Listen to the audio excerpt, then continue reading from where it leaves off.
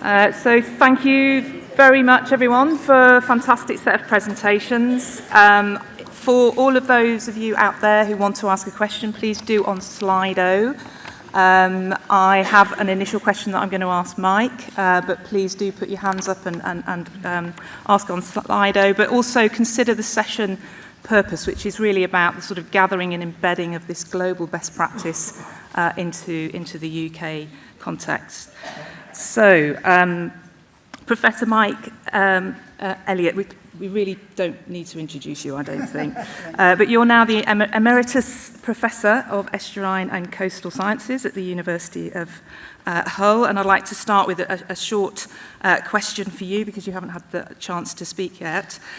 So we have this incredible sense of urgency to reach these 2030 targets. What insights would you like to share from international best practice that you feel will help us to reach these targets? And what we specifically want to know is, do you feel that the UK is making any headway with any of these practices? Okay, thanks. Thanks, Louise, and greetings, everyone. People kept saying when they first came to Bob Earl, the Earl Fest, and I hate to say I was at the first one. And if Rhoda thinks she's old, then I don't know what that makes Peter Barham, myself, and Bob Earl. But there. The targets are interesting things. In addition to being an emeritus professor at Hull, I now am one of the directors of IECS. And IECS is a research consultancy that we do projects all over the world. We have projects in Manila, Namibia, and the Middle East, and so on. But particularly what I want to focus on is some of the experience, and this came from some of Helen's comments earlier, of European areas as well. Now, we do more work outside Europe, outside the UK than in it. We have 5 Horizon Europe projects, and yes, UK can still be part of those. I'm getting slightly worried, and I think Helen touched on this, that the UK is becoming insular. We forget that there's a lot out there. Now, of those projects that are being done in Europe, there's about 20 marine projects. So this is probably, 150, 200 million euro working on those. And some of the things that are coming out of those, the UK needs to learn about. So, for example, I know some of the UK bodies are talking about OECMs as well as marine protected areas, other effective conservation measures. And indeed, in Scotland, they're talking about other based area measures as well. Well, other European countries not only using those, but we're also talking about EBSAs as well. And Canada, I'm working with the Canadians, we're talking about how we design EBSAs, ecologically and biologically sensitive areas. And they are a conservation management tool that we haven't quite got over in this country. Other European countries, we're talking about 30 by 30, but in some of those countries, they're emphasizing 30 by 30, including 10% strongly protected or strictly protected, as the French call them. And in some countries, it's 30 by 30 plus 10 that are what we're calling in the UK highly protected marine areas. So I think we've got those. Many of the countries have got targets. Now, I'm with Douglas Adams, the author, on targets and deadlines, when he said, I like deadlines. I like the whooshing sound they make as they go past. And that's how I feel. Now, the list of targets that David put up earlier, you can go through those, and I bet you can't see which of those are smart. No, specific, measurable, achievable, realistic, and time-dependent. And that's what we're looking at now within European systems. How do we make smart targets? Because if they're not smart, you don't know when you've got them. The other plea that I would make, that we're working with European management bodies, is how do you know what success is? And I sometimes get the impression that UK bodies don't know what success means. They know how to do the outputs. no numbers of reports, numbers of meetings, but they're not as focused on outcomes. So I think you need to think about that. And then moving to the fact that we've got these international Cs, and I would really like to have asked Emma Hardy, who's one of our local MPs, Emma earlier, about the European dimension. Because unlike the land and freshwaters, we can't divorce the sea from our neighbours. Well, our neighbours are talking about not only connectivity, but coherence in management and equivalence in management. That is, coherence, are we doing the same things in different areas? And equivalence, are we doing different things in different areas, but with the same output? So I think we need to think about that. And then the big idea that we're all focused on, and this comes from the UN all the way down through what we call the management pyramid, is the ecosystem approach. The ecosystem approach, how do we get these social ecological systems we've been talking about earlier and deliver the big idea, protect the natural stuff, and deliver the human stuff. And they're the things that we're looking at. Now, there's a lot of things happening in the North Sea. The Greater North Sea Basin Initiative, the Working Group on Integrated Assessment of the North Sea. The UK is not taking as full a part in that as they should do. And if we don't, the rest of Europe will go ahead without us. And we can't manage half the North Sea without bearing about the others. So there's lots of other points, but I better leave it there. Might come back to these. Thank you so much, Mike. Thanks, Louise. I think you've basically just told us that there's a lot of challenges of sharing and learning across a 4-mile stretch, essentially, but hopefully we can overcome that. So I do have a question for to start the panel discussion, but again, please do put your questions on Slido, put your hand up, and then people can come with the microphone. So I'm going to ask you all this question, so please just sort of bob along. So we've heard a range of interventions that are being undertaken in different parts of the world. What do you feel are the most important and urgent actions that we can take to deliver a resilient and healthy ocean and to deliver these targets? And do you think or feel that these are either already reflected well or are transferable to the UK? I mean, some of you have already sort of indicated that they are, but just interested to hear more of your views, because it's important to prioritise. There was a lot of information there, so please go first. Yeah, I think it's important not to protect just any 30%, but a meaningful 30%. So making sure the right habitats are protected, or the right combination of habitats, following the whole site approach, which has been shown to work so well in Lyme Bay, and the same as what we're doing in Jersey. We don't call it an MPA unless it's at least protected from mobile gears, so the more destructive fishing gears. I think that's something that can definitely be taken forward elsewhere. Thank you. Helen, do you want to say? Yeah, I think for me, building on what I was saying earlier really, but it's identifying where we've got real examples of things that are working, and even more importantly, perhaps things that aren't working, mapping where the centres of expertise are and making that available to everybody, so that when we're thinking about a new idea we might want to try, we don't spend a year or two planning it only to discover somebody's tried it and it didn't work. We've got an easy place we can all go and look and go, has this been done before, and what was the outcome? Thank you. I have that social perspective. I think there is a big, I would say, blue skills gap. The ambitions really call for a very broad range of training kind of programs, really getting the next generation ready to also implement a lot of this work.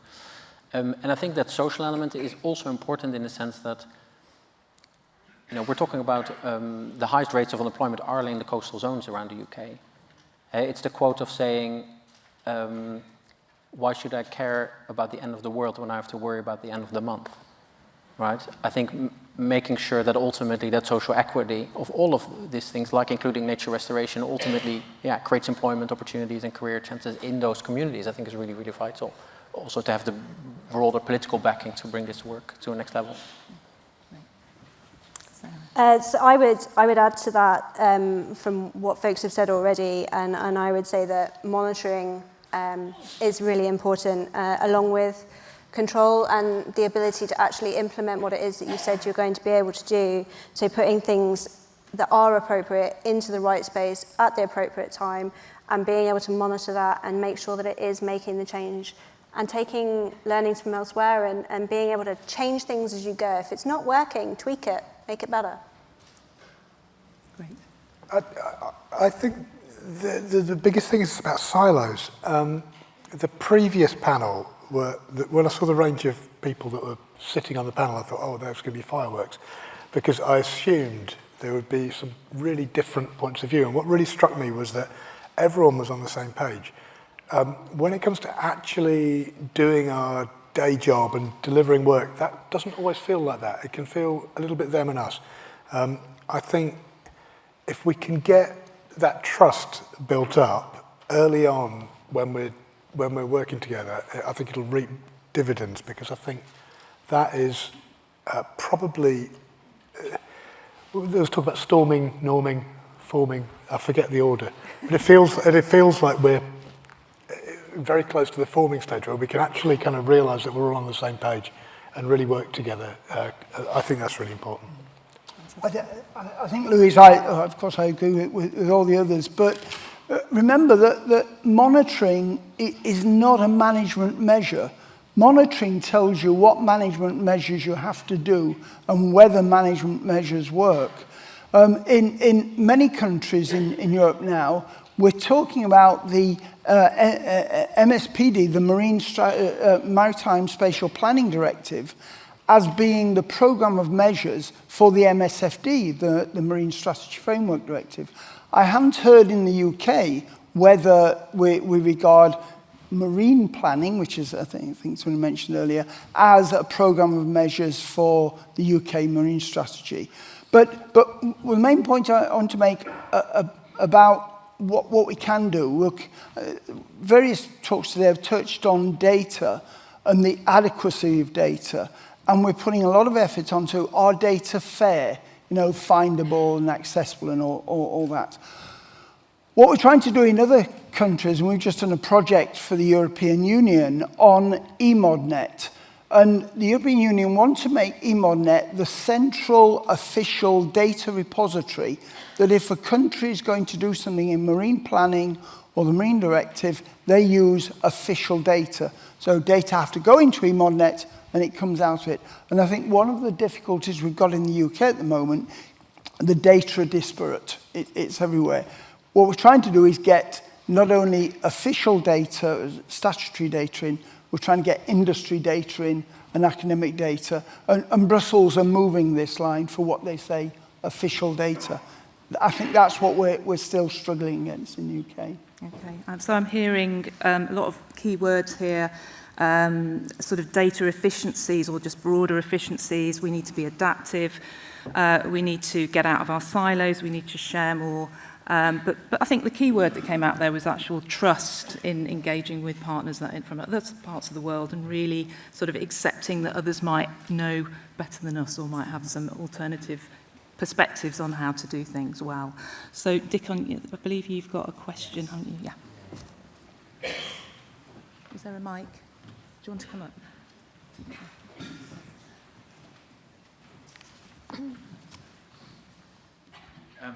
Yes, we've had lots of questions, and I'm going to go with just two of the highest rated here, which are for Helen, but I think other people have views on them. So two questions into one. The first, why is there less of a proactive approach to testing artificial reefs and nature-inclusive structures in the UK? What can we do to support more of this?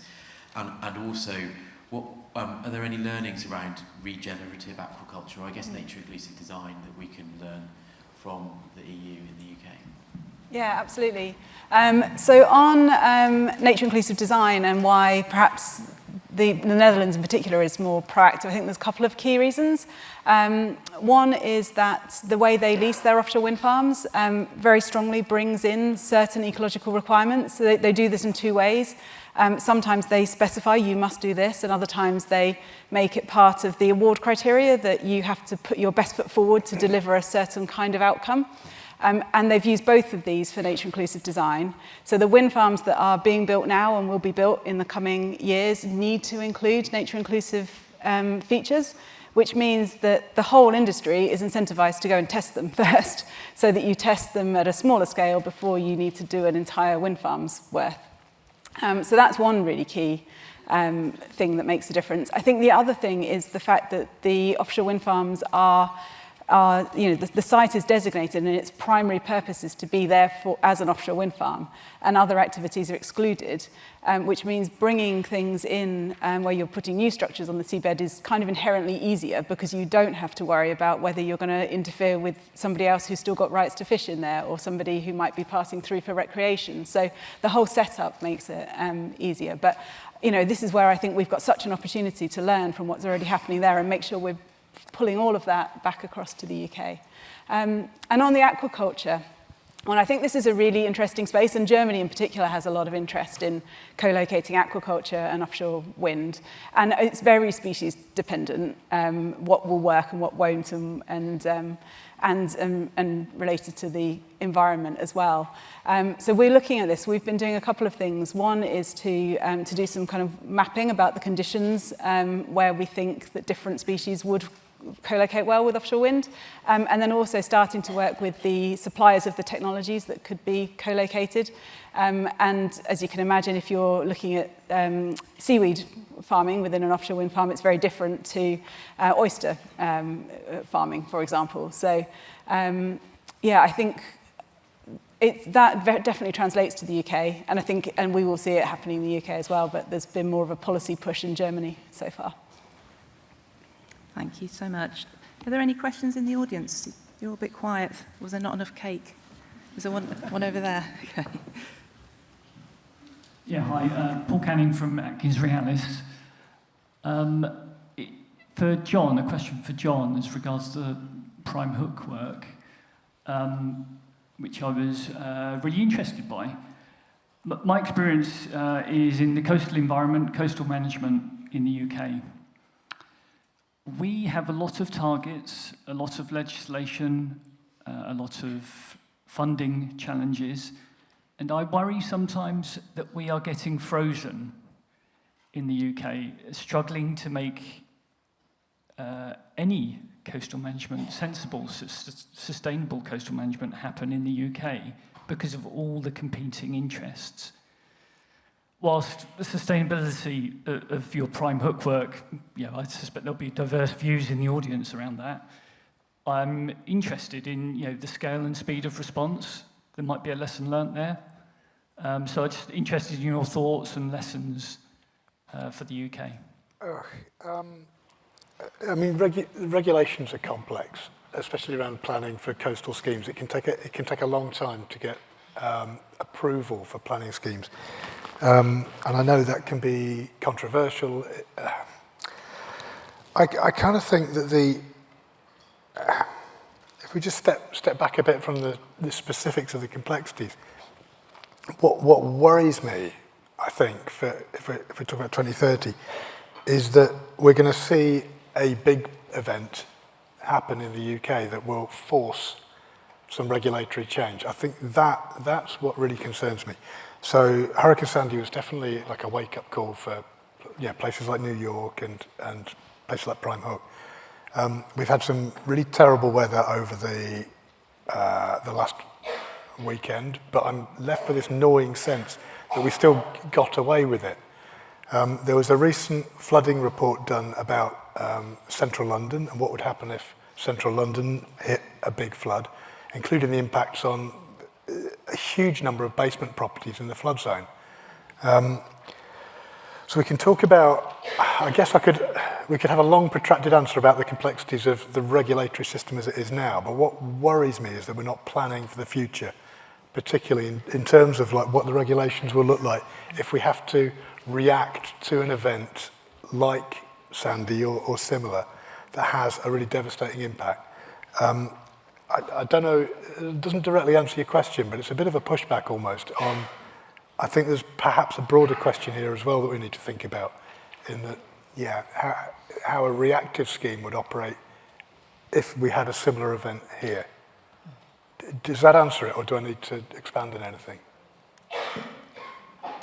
Yeah, no, that's really useful. I did have a related question at the start of the day, which was around the UK legislation funding framework. We have making transformative change very difficult.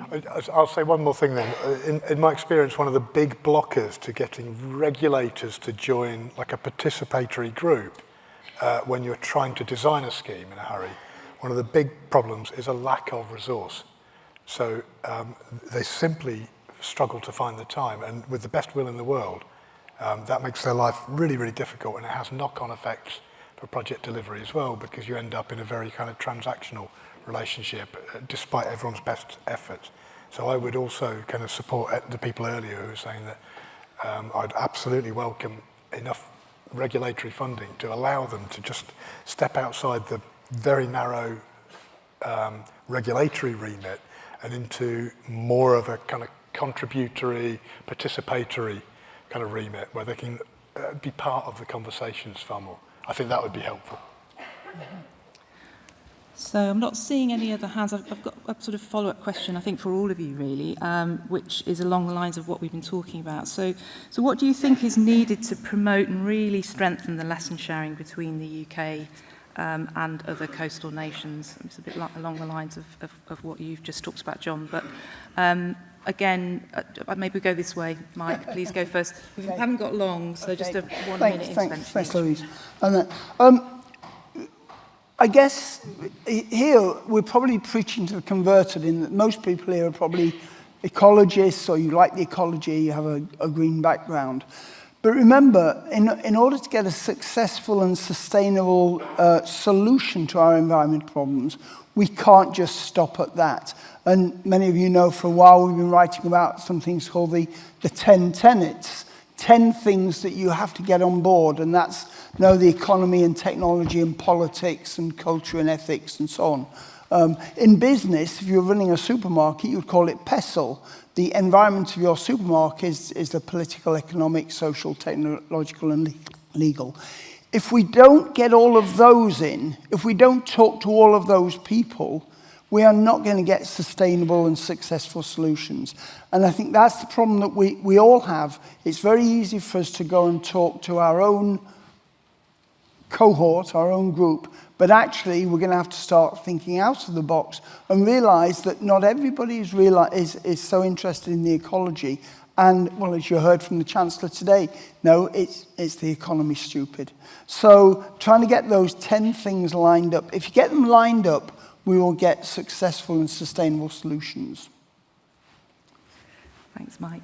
John, please go ahead. Just really quickly, I think the most important thing is what I call a shoe leather approach, which is just to pick up the phone, reach out to people. LinkedIn's really good for stuff like that.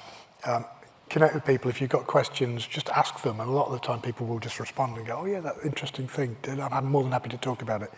If we talk about lessons learned, I think there's too much reliance on the organisation we work for, somehow having a library of lessons that we can have kind of downloaded into our brains when we start a particular piece of work.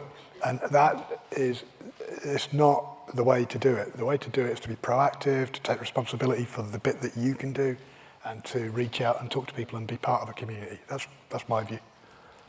Thank you. Yeah, definitely. I'd agree with that, and I'd also say like that knowledge sharing is probably one of the key things that anybody can do anywhere, is talk to each other, bring your understanding from one area into another. We don't all see things the same, we don't all have the same cultures or the same standards, and you bring those all together and you end up with a really good mix of different views and different ideas in one place. That would be my kind of take on it. Fantastic. I think it's just echoing, I think, Mike, what you said around these essentially unlikely partners we need to get on board. We found actually that instead of trying to convince people of the need to protect or restore nature or coastal areas, it's often more about how do you appeal to their own intrinsic motivation. If we can appeal to Royal Navy veterans who train young people because they love to make a difference to the lives of young people, but actually they're training young people to restore seagrass, that is a really powerful thing, because you have people that aren't actually interested in nature restoration that are making an active contribution.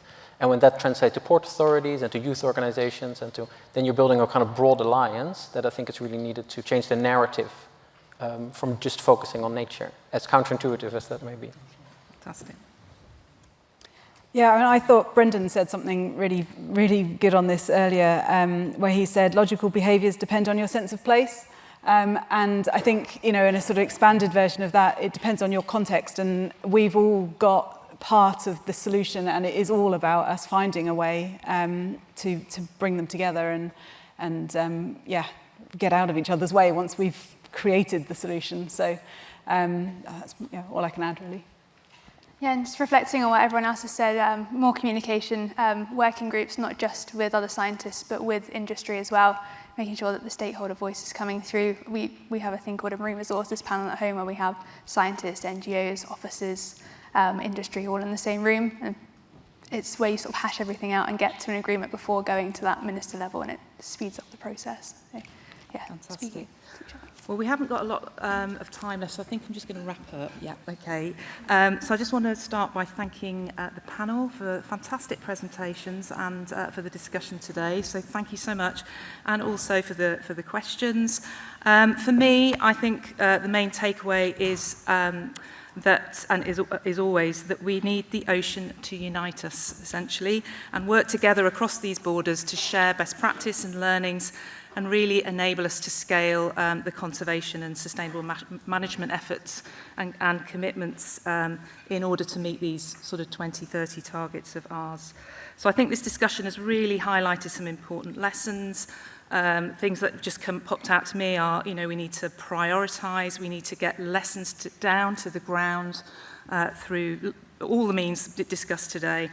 And as importantly, we need to invest and finance and be proactive about lesson sharing even, and engagement. But anyway, thank you so much, everyone, and I'm now going to hand over to David Tudor. Thank you.